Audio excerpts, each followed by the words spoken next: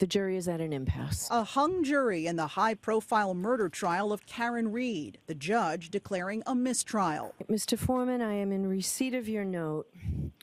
Judge Cannoni, despite our rigorous efforts, we continue to find ourselves at an impasse. The deep division is not due to a lack of effort or diligence, but rather a sincere adherence to our individual principles and moral convictions. She's accused of hitting her boyfriend, Boston police officer John O'Keefe, with her SUV, then leaving him for dead in a snowstorm in January of 2022. Over 4 months, jurors heard from 74 witnesses and examined 700 pieces of evidence. After roughly 23 hours of deliberations, the jury of 6 men and 6 women telling the judge in a note this morning, quote, consensus is unattainable because of deeply held convictions. The defense is looking for a hung jury here. The defense will view a hung jury as a win. Reed pleaded not guilty to 3 charges, including second-degree murder.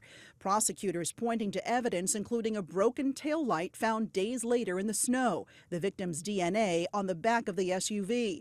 But the defense claiming Reed is being framed, alleging O'Keefe died after a party at the home of a fellow officer. Then evidence was later planted by a corrupt investigator. 3 experts testifying O'Keefe's injuries were not consistent with being hit by a car.